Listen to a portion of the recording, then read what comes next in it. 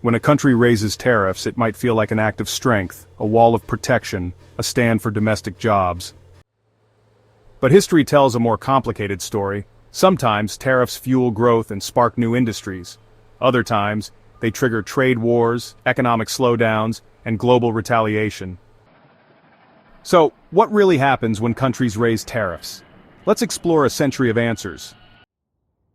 In 1930, the United States passed the Smoot-Hawley Tariff Act, raising tariffs on over 20,000 goods. The goal? Protect American farmers and industries crushed by the Great Depression. But other countries retaliated, trade collapsed, global commerce fell by more than 60% in just 4 years. The result? A deeper, longer Great Depression, both in America and around the world. Tariffs didn't save the economy, they helped destroy it. But not all tariffs lead to disaster. In South Korea and Japan, high tariffs were used strategically, not permanently. The idea was simple: shield new industries like steel, cars, and semiconductors, let them grow strong, then unleash them on the global market. And it worked. These nations industrialized at lightning speed, transforming from war-torn economies into global tech giants.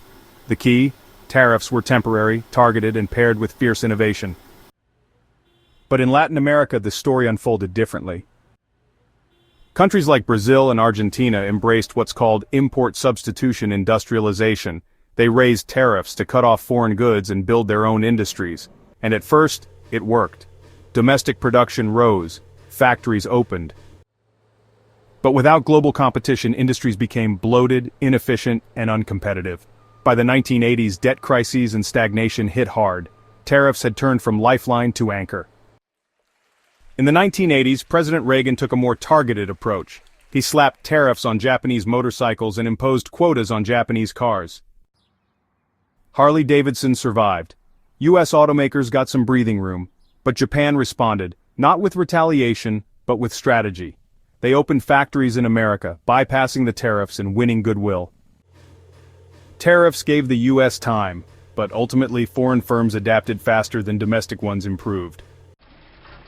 In the European Union, tariffs and subsidies have long protected farmers under the Common Agricultural Policy.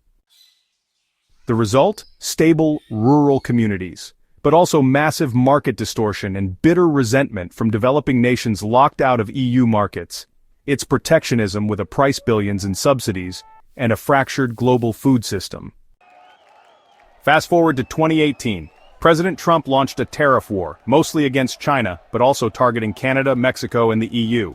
Steel and aluminum, tariffed. Chinese tech, tariffed. The goal? Rebalance trade, protect U.S. factories. Hit back at intellectual property theft. The results? Some U.S. factories got a boost. Prices rose for consumers and manufacturers. China retaliated, hitting U.S. farmers hard.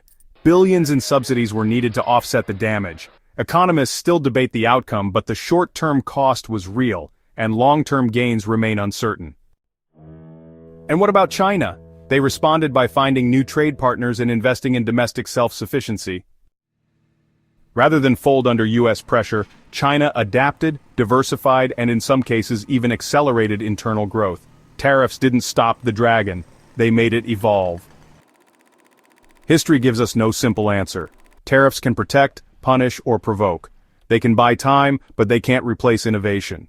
They can shield industries, but they also raise costs, stoke inflation, and trigger retaliation. The real question isn't should you raise tariffs, it's how, why, and for how long.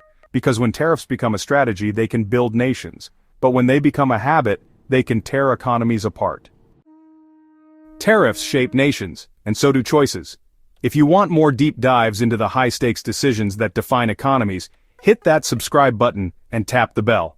Every like, share, or comment fuels this channel, helping us unpack complex stories so we can all learn from history's wins and mistakes.